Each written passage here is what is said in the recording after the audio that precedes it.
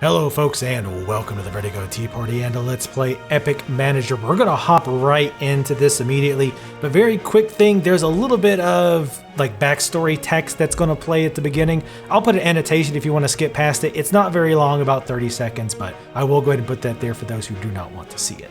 So let's go ahead and say new game and hop right in. Astraeus, the peaceful land you know now, was once a war-torn battlefield between the many kingdoms of the realm. After the kingdoms were unified, the resulting peace left countless soldiers without work or pay to bring home food for their families. Out of necessity, some decided to create adventuring parties that would travel the world in search of quests. But unscouted quests, dim-witted adventurers searching for glory, and mismanagement of equipment led to many gruesome deaths. That's when the first agencies were created. By governing these agencies with a centralized association, the adventurers were granted rights, paid contracts, and certain even grew to become celebrities. All the while, agencies were taking all the credit and stuffing their pockets with incredible sums of gold. But let's not get ahead of ourselves. Like any good story, it starts from humble beginnings. In this case, the annual rookie draft. So to give you a short synopsis on this game, the idea is that you are an agency and there's multiple agencies out there who are hiring these adventurers on contracts to go out and do quests and slay evil creatures, and you have to compete against them in order to move on to the next stage. There's a ton to explain in this game. However, I want to get into the gameplay so you can see it. So don't be surprised that there's some things that going on that you don't understand. I'll try to explain it as we go, but just be patient and I'll explain things as we go. I just don't want to spend 45 minutes explaining all the ins and outs. I want to kind of show you as we go. So anyway, first of all, we need an agency name. I want something that sounds both medieval and corporate. So we're going to go with Swords and Synergy. Synergy, yikes. And very quickly, let me make a emblem and come up with the colors.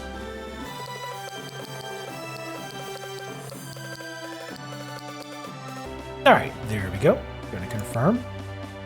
These are just some general questions. I actually don't know why they ask you this, but let's go through those very quickly. While traveling on the road, you see a merchant being attacked by a swarm of angry goblins with spears. What do? You charge the goblins with whatever weapon you can find. You wait until the goblins leave, and then try to heal the merchant. Or you cast a sleeping spell on the goblins and then run away. Well, we're going to charge the goblins with weapons, of course. For your services to the crown, the king has offered to grant you the reward of your choice. What would you ask? To become the richest noble in Astraeus? To become the most glorious warlord in history? Or to distribute the riches amongst the poor of the realm? We're definitely not going with the poor. We're going to be the richest. And we might give a little bit to charity, but... So this is kind of the same idea as like baseball, football, that kind of thing. There's a draft, and we're the third agency to pick. The first two agencies always pick the same two guys from Shovel Knight and Rogue Legacy, but I've heard you can actually get those guys later on. So let's go ahead. I want to pick Warrior first because Warrior can tank fairly well, and they have Charge, which is one of the most broken abilities in the game. Warlocks are also good. Where are they? I think Warlock is over here. Yes, Warlock. Warlock offers his blood to the Blood God in exchange for AP regen buff. Let's go with the Warrior. I really like Charge, so let's pick this drafty. As you can see, there's a lot of classes. We have Akmard Crestlight.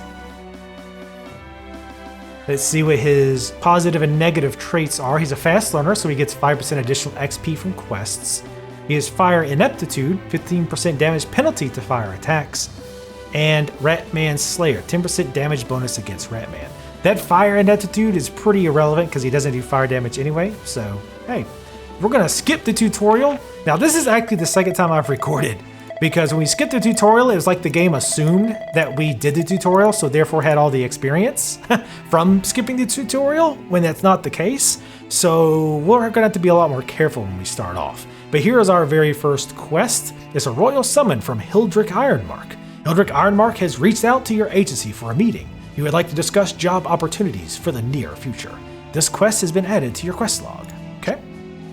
So first, we want to get more party members. One person isn't enough. We have a scout, and we'll dig into this a little bit deeper later on, but scouts have scout points, and once they're out of points, you can't do anything else until the next turn. Everything in this game is turn-based pretty much. So the very first turn, we want to do recruitment because we want to get as many people as possible. There's a lot of recruitment options that we'll unlock later, but for now, we only have street scouting to get low-level adventurers. So let's see what we've got. We're probably going to hire all three of these guys, quite honestly, unless one is just absolutely terrible. So we have a smuggler. His ability is volley fire. The smuggler unleashes a volley of burning bolts towards the enemy. He's got Null Slayer. Actually, let's go under here so we can see what his traits are.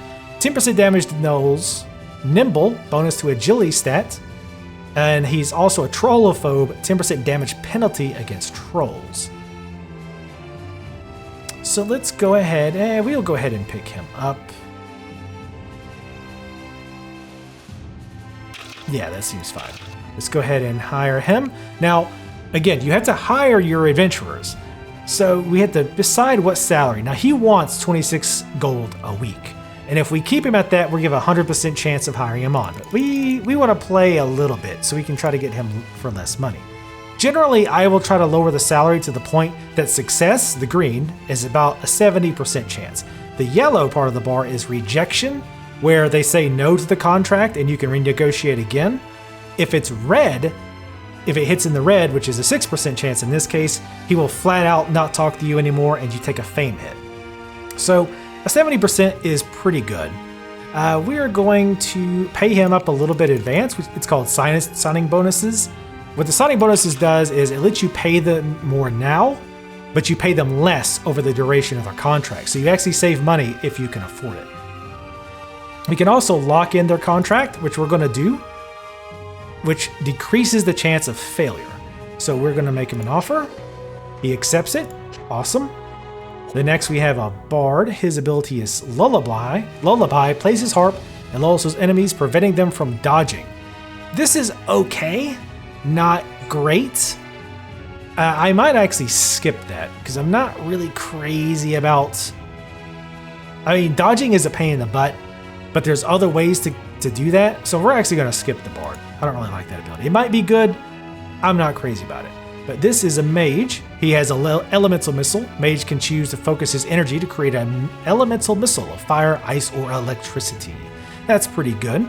His traits are 5% bonus to all stats from equipment accessories, 10% bonus to all damage types, to combat or in combat in caverns and mines, but he has a 10% penalty to all damage types in combat villages, cities, and capitals. That's kind of a bummer because we're going to be fighting a lot in cities and capitals, but sometimes you can get rid of negative traits. So we'll go ahead and suck that up. We're trying to hire him. Same deal. Let's get into about 70%. All right, that looks good. Don't have a whole lot of money in the bank, but we want to, again, save. If we can save money over the long term, the better. We're also going to go ahead and lock his contract in for now. And locking the contract, what that means is that during their contract, which you saw by default was 24 months, we can't fire him. We could bench him, which means that we're not using him currently, but we can't completely get rid of him. So we're going to form our party. We only have 3 people. We got 3 slots. Let's go ahead and throw them in here. It doesn't matter what order.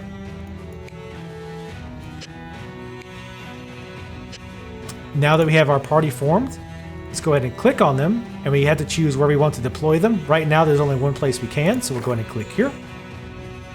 And now we will select the party, and there's a few options. We're going to choose to move. And this is where our quest is, so we want to go up there. And we don't have any more scout points, so we're going to end our turn. And every time there's a turn passes, there's a chance for a random encounter. Even if you stay within a city, you still get a random encounter chance. So nothing happened that time. We always want to use your scout points because your scout points will always refresh at the end of a turn. So there's no point whatsoever in holding on to that. So let's go ahead and let's do recruitment because we want to get a full party as fast as possible. So we have, another warrior with charge. That could actually be pretty sick. We have another bard. This one was Song of Heroes. All party members receive a bonus to all damage types, which is 30%. That's pretty darn good. And we have a paladin. Calls upon the powers of the faith to heal an ally with divine light. Now, generally, I would prefer a druid for healing with AE. AE heals over time. So we're going to skip that for now, even though we really could use a healer. Because without a healer, you really need to focus on doing damage quickly. So let's do that. Let's try to build a high damage party. So let's go with this guy so he can actually give us a 30% damage buff. We're going to drop his salary to around 70%. 71, that sounds good. How much can we pay now? We're at 368 total gold. We're about to finish a quest, so I'm okay with doing that. We're going to lock the contract and make him an offer. We can't refuse. Actually, he could have refused it. Now, we cannot add this guy to the party just yet because you have to be in a town that has a portal when you do that. So we're going to end our turn. Our party shall venture forth into the city. And now this is the quest that we had selected. The mayor of Hildrick Ironmark's capital has been having issues with a few rebels robbing the villagers in dark alleyways. Hildrick would like someone to intervene on his behalf. So here's our rewards. We got gold, fame. Fame I'll talk about in a little bit. We have experience, which is pretty self-explanatory. It helps you level up your various heroes. And consumables are things like potions that give you hit points or scrolls that slow down the enemy, things like that. And this will open up 3 job opportunities, which are also quests. We can't scout the quest because we don't have any points for our scout, so we're just going to go ahead and proceed. All scouting does is it tells you the level and types of enemies you'll be fighting. So let's go ahead and look quickly at some of the basic UI elements here. We have AP, which is action points. You listed here. He's got 5 action points. So we can attack, which takes 3 action points. Or we can look in our inventory, which we're definitely not going to do, which costs 2 action points. His charge ability is 6 action points, so we can't do anything right now. So what we want to do in this case is focus. What focusing does is makes it so you don't do anything that round. So that way you regenerate the normal amount of action points that you normally would with 2 more on top of it. So we're going to focus. We're going to do the same thing with him. Don't be surprised, a lot of times your very first round is going to be focusing. Let's see, does this hit AoE? Yes. So we're gonna do that. I should have actually probably meleeed with him since there's only 2, but let's go ahead and do our volley. It's 7 action points. It does 20 damage, minus any kind of damage resist they have. It also does fire damage, which is nice because that puts a burning, or they can put a burning debuff on them, which does 10% of their max hit points every time they do a turn. So we're going to let's go ahead and do a normal attack. He's got just enough AP to do that. And you can hit spacebar in order to move on to the next level. So now we've got elemental missiles. Let's go ahead. Now, every element in this game does something different. Fire puts on a slow damage over time. Ice missiles can put a frost, which makes it so that they cannot dodge for a short period of time. And electric lowers their overall resistances, I believe. So let's go ahead. We're going to cast this on this guy because I think we can probably take this guy out next turn. So let's go ahead and cast Frost on this guy since he's already got fire anyway. Oh, the frost effect did not land. And let's go ahead and actually melee this one. Ooh, he dodged. So we're going to wait out the rest of the turn. He takes his fire damage and attacks. And now we're going to use charge. Charge is fairly broken. It's not as good for the player, ironically, but it's still a damn good ability. It's going to hit one target for 61 damage, which should kill either one of these guys fairly easily. And even if it didn't kill them, it brings them very, very low. You have enough action points to do a melee attack. And the warrior is the hero of the group, as he takes out both guys and takes all credit. Now, this is just a summary screen of everything that you get. It wraps up the quest, shows you what your party member's current experience is, and all your various rewards. So the flavor text, as the adventurers bring back proof of the rebel's end to the nobleman, he expresses his gratitude. Thank you kindly for your help, friends. Rest assured I will pull whatever strings I can for Hildrick at the council. With a nervous laugh, he retreats back into his manor without a backwards glance. So here's our rewards. It tells you the quest that you just did. It tells you how much gold, how much fame, your reputation. It shows us what consumables we got, which was a bronze flask of physical damage. Flask provides an added 25% bonus to physical damage for 3 turns, which is pretty nice. And it tells you how much experience all party members gain. So, first thing we want to do is put a portal here. We can have, by default, we can have up to 5 portals in cities. I think you can only have portals in anything like a city. You can't, I don't think, put a portal in a mine. Now, typically, I would not put a portal here because there's only one space in between, and you generally want a little bit more space between areas with portals, which I'll explain later. But because this city is so important, we're going to go ahead and put a portal here. We're going to deploy it here. Yes. That will use up our scouts 1 scout point for this round. And because now we're in a city with a portal, we can add our 4th party member, which is B Monster Weaver. Nice name.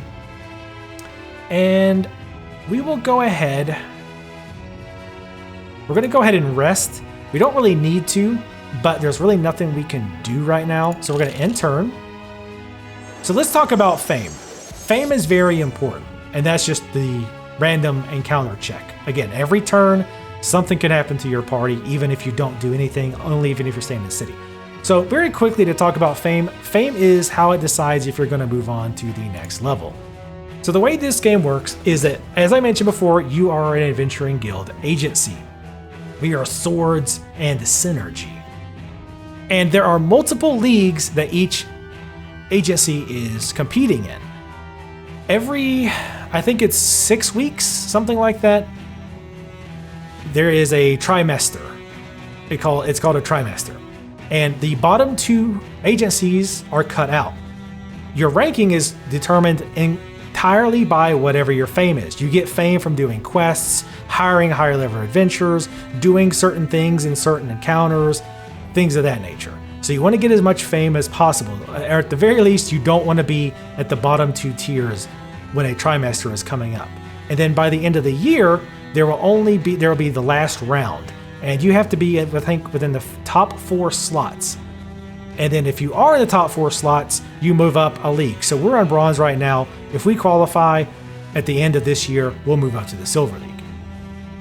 So there's more to the dynamic, but again, I kind of want to show you more of the gameplay, because otherwise I'll just spend the entire time talking, which I know you all desperately want. So we use our scout point to get quests here, because you want quests. Quests are what this game revolves around. Now, all 3 of these quests are level 1, which is good because we're level 1. So we are going to close out of that and see where the quests are. They're all sort of close. We have one here, which is 1 spot away. We have one in this other city and another one in another city.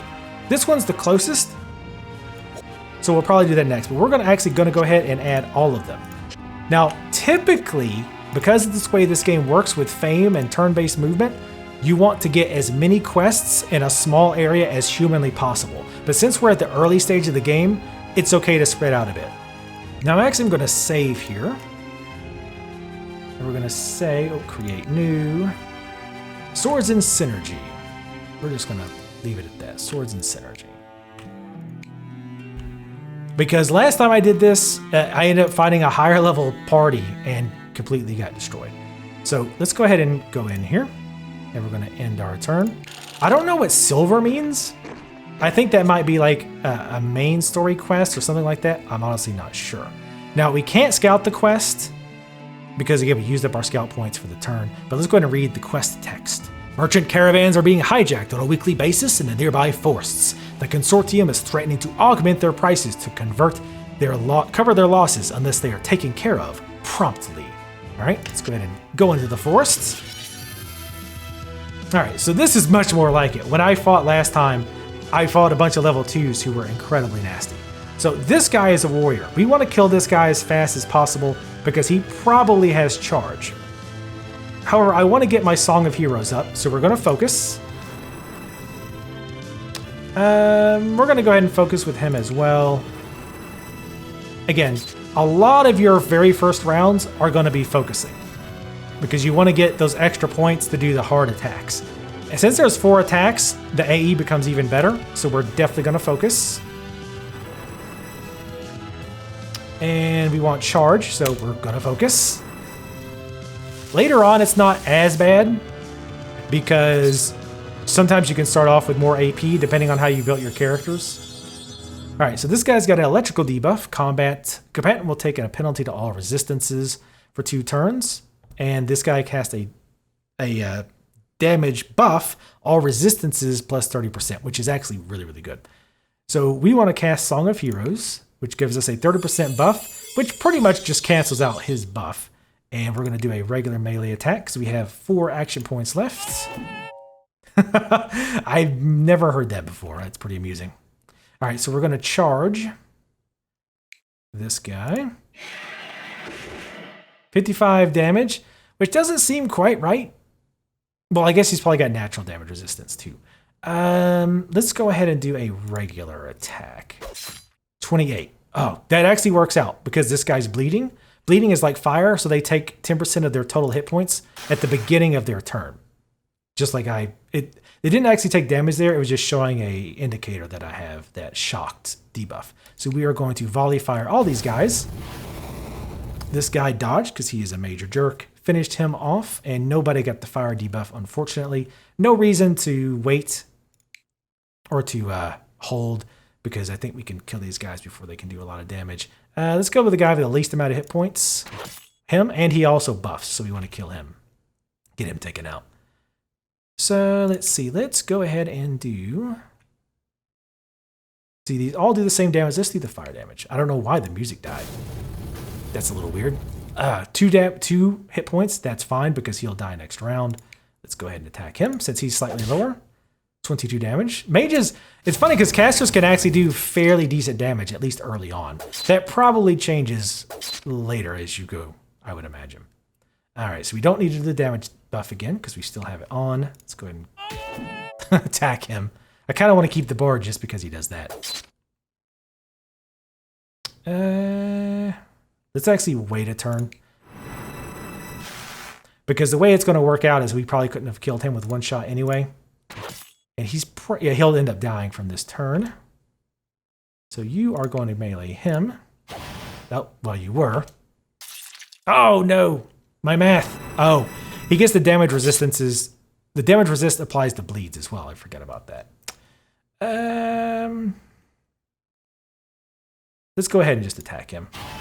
Of course, he dodges. How fitting. Are you kidding me? This is ridiculous. Thank you. Killed by the mage in melee. That's embarrassing. Let's charge this guy. Wow. These guys are dodging like crazy. I mean, rogues or thieves, whatever, typically have high agility, which means they dodge more, but I've never seen it this bad. All right, so he's got bleed on him, which is good. We're just going to melee this guy. Are you kidding me? I have never seen characters dodge this much, ever. You're just delaying the inevitable. Give in. You're about to get downsized. And there we go. Victory. Keeping the goods. As the last thief falls, the party wipe off their blades and gather the spoils. No one should hinder the caravans on this road anymore. At least, not for a while. So the plus sign here indicates that these guys all leveled up. There's our rewards. We're not going to go through those every time, but we did get a large potion of healing, which is cool. So when you level up, you can increase the skill that you already have. And as you can see, every 5 levels, you get a new skill that you can unlock. In fact, you can even multi-class, so this warrior could become a warrior wizard and pick up a wizard skill, something along those lines. Obviously, we'll cover that way later. So right now he's got charge, and we have two options as far as improving this ability. Either extra. Now this is a passive though, I think. Oh, well, no, it doesn't.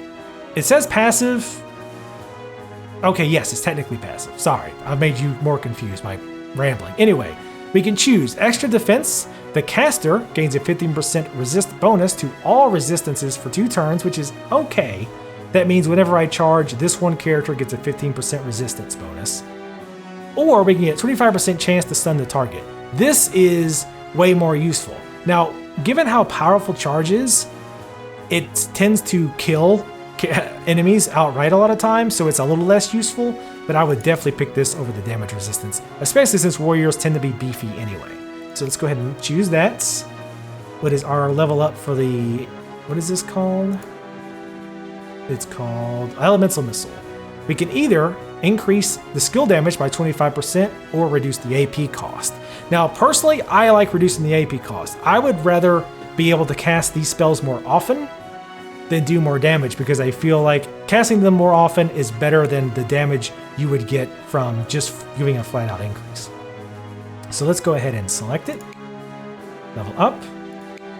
And especially since the elemental missiles have a secondary effect, I think it's worthwhile to be able to cast them more often. So here we have the volley fire. We can either, again, increase the damage by 25%, or we can reduce the AP costs. With him, let's do it a little different. Let's go ahead and go with extra damage on him, just to mix it up a little bit. All right, so now we need to move to either one of these cities, which is going to take a while. Actually, you know what? Let's go ahead and scout for quests and hope that there is one close by. All right, so there's 2 quests here, and oh, there's actually one here in the forest. Nice. So this is a level 1 quest, and we have a level 1 quest and a level 1 quest. We want to stick with level 1 for the time being, and since there's a quest right here, we don't even have to move. We're just going to wait and end our turn. Right, well, we got a random encounter. Finding fungi. After hours of walking through the swamp, the party finds a river bordered by humongous mushrooms of reddish brownish color. And let's see here. How should you have the party proceed? Have someone eat the mushroom. Have someone pick up the mushroom. Leave the riverbed without any thought. Oh, and also, what's cool about some of these random encounters is that if you have a certain class, a lot of times they can help you pick a better option, or it increases your chances of success. Because just because you get this random encounter again, I'm glad she's telling me about ants in the kitchen right now. But anyway, what was I saying? Sorry, she completely distracted me. So just because you get this encounter 5 times, picking the same thing each time will get you different results.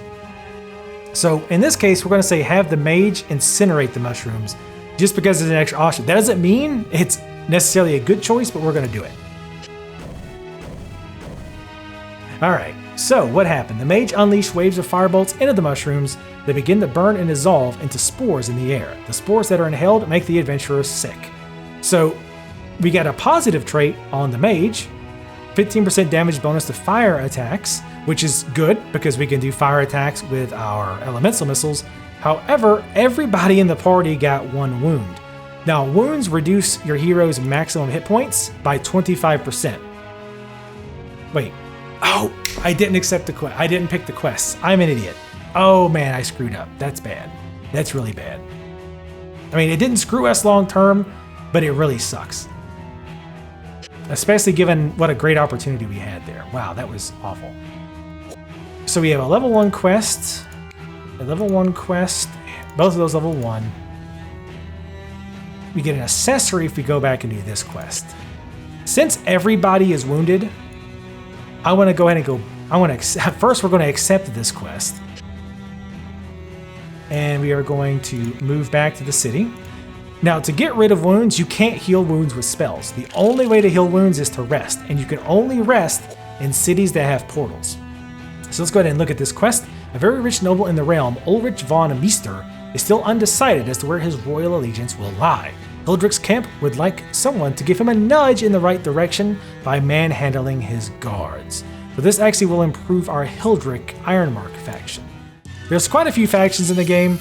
The more quests you do for them, the more they like you, and you get certain bonuses like additional gold generation, more quests, things of that nature.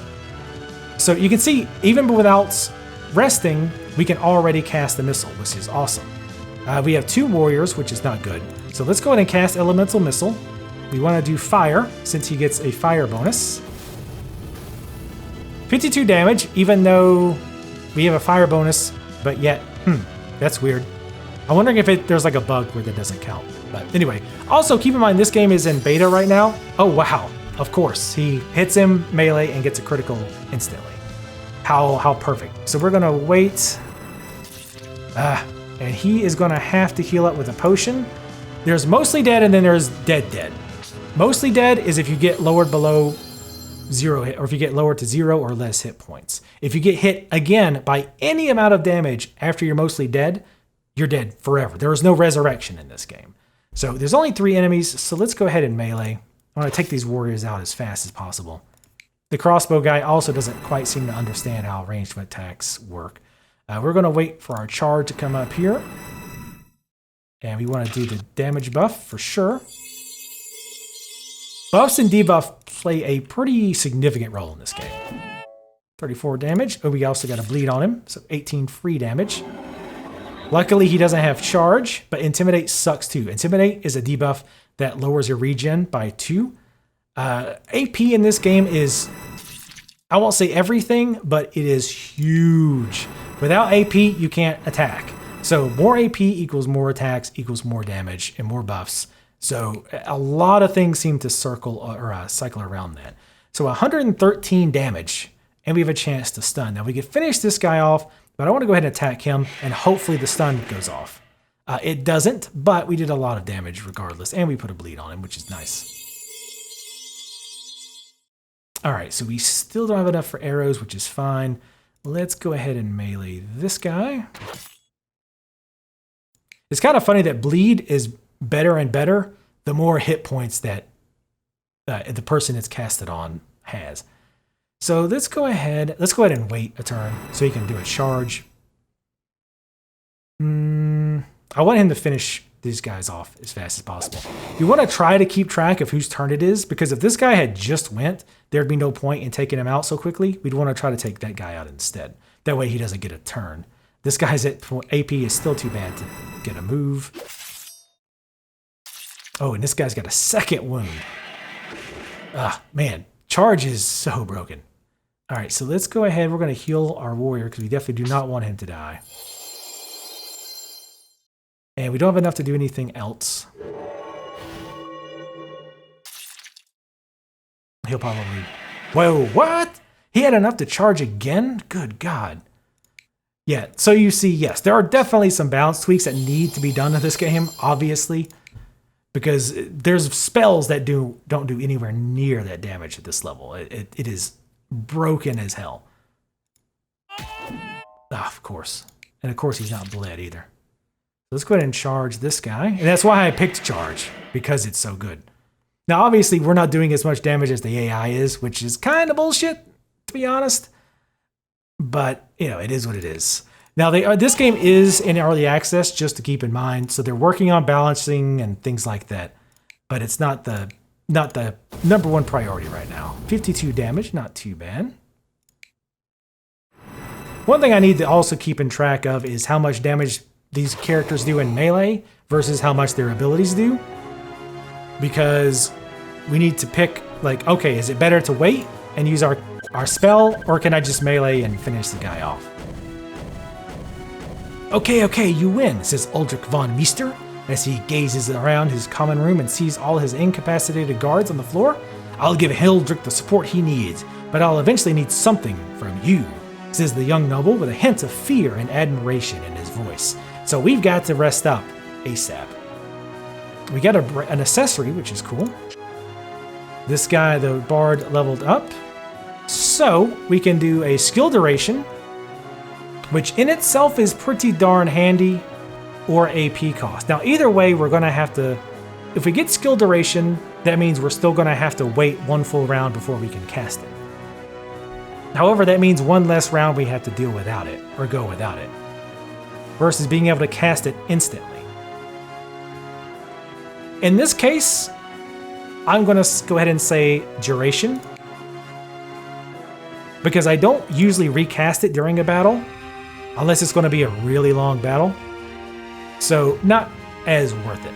So what I want to do here, we need to rest up. Again, the only way to heal wounds is to rest, and you have to rest in a city with a portal. So we're going to tell them to rest, and for our scout point, we are going to look for quests.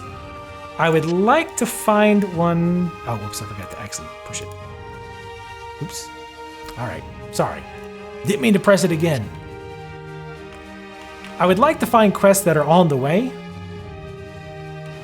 And this is out of the way because we definitely want these, because these are big cities and there's a lot of quests around here.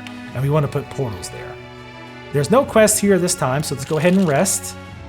And each rest removes 1 wound. So you can see everybody but this guy is down to 1 wound because he had 2. So we're probably okay with heading out.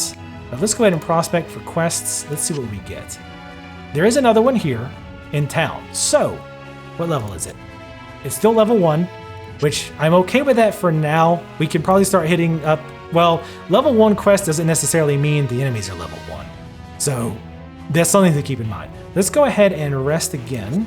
Oops. And that should both cure the wound and give us the chance to do the... I forgot to grab the quest again. I don't know why I'm having problems with that. I never had problems with that before. So here's our random encounter. Coming off the port as the day comes to an end and the sailors shift change, one of them invites the adventurers to drink with them, but only if they think they can match him drink for drink. The warrior believes he can take him on. So the warrior has a 50% chance. So let's go ahead and try it. We roll a D20. And of course, we get a low roll. The warrior tries the hardest, but as he keeps drinking, his vision darkens and he falls flat on his face, breaking his nose in the process. So now he's got a weakness, 50% resistance penalty to physical attacks, which is huge.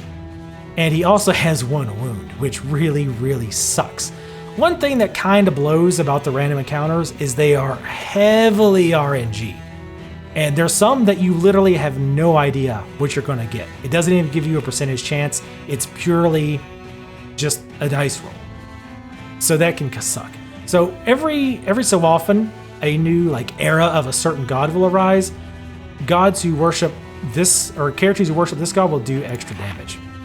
End of the Trimester is approaching. It's telling us that, hey, basically the Trimester that we talked about earlier is coming to a close, so you better not be in the last 2 slots. We're not, so it's okay.